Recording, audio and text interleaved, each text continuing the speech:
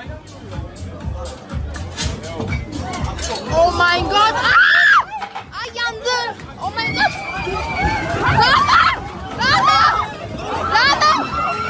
Imagine becoming one of the most famous people on the internet because of a 10-second meme, and then spending the rest of your career proving that fame was actually the worst thing that ever happened to you. That's literally Salt Bae's whole storyline.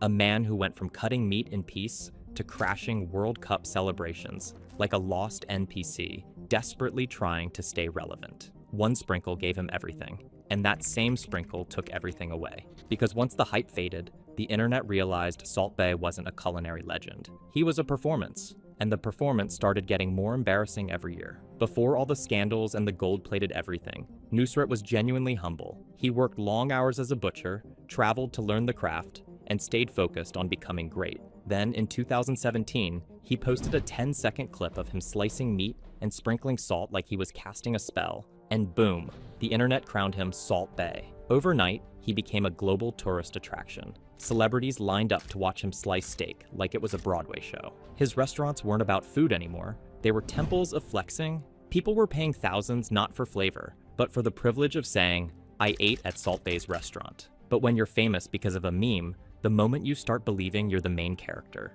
people stop laughing with you and start laughing at you. And Salt Bae's downfall came fast. It started when he proudly served Venezuela's dictator, Nicolas Maduro, while the entire country was starving. The internet roasted him like a $1,000 tomahawk steak. But the real crash happened at the 2022 World Cup. Somehow, Salt Bae snuck onto the field after Argentina's win, grabbed Messi like a confused fanboy, kissed players' medals, and even tried to touch the World Cup trophy, something only the winning team is allowed to touch. Messi's face was literally begging security to come get this man. What made the whole situation even more embarrassing was how quickly people began stitching the clips, turning his World Cup cameo into a full-blown meme.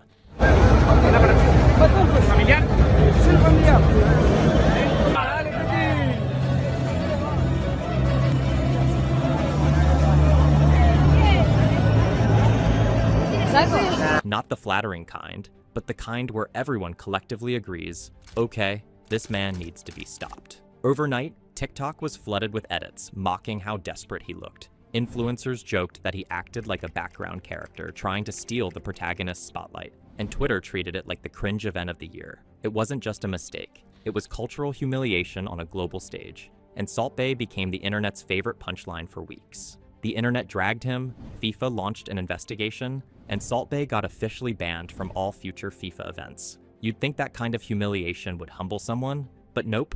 He tried sneaking into the Champions League after Party 2 and got kicked out by security, like he was some random dude trying to get into VIP with a fake wristband. Behind the scenes, things were even uglier. Workers began exposing the dark side of his restaurants: unpaid overtime, discrimination, harsh work rules, intimidation, and reports that female staff were forced to wear nightclub-style outfits. Harassment complaints were ignored. Managers were demoted for speaking up.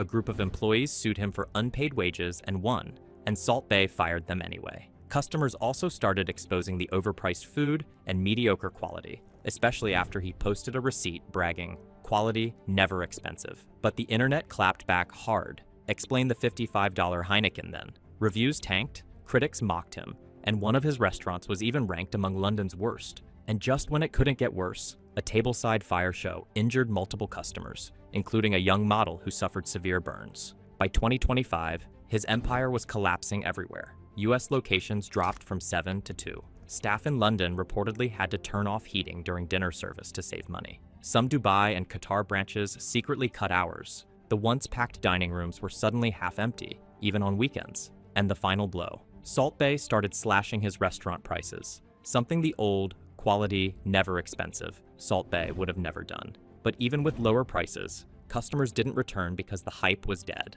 And that's the tragic part of all this. Salt Bae started as a hardworking butcher who genuinely loved his craft. But once the internet turned him into a meme, he fell in love with the spotlight more than the food. He forced himself into moments that had nothing to do with him. He chased clout instead of consistency. And once the meme died, he had nothing left to offer. Today, he's not known as a chef, or a pioneer, or an icon. He's simply the guy who sprinkles salt, a viral joke who couldn't evolve past the punchline. If anything, His story proves one thing: going viral can make you, but if you're not careful, it can destroy you twice as fast. And honestly, the funniest yet saddest part is how he still tries to pretend nothing's wrong, posting slow-mo steak videos like the world hasn't moved on. It's almost like he's stuck in 2017, hoping one more sprinkle will magically fix everything. But the internet isn't fooled anymore. The era of gold steaks and viral flexing is over, and Salt Bae is learning the hard way that you can't build a permanent empire on temporary hype.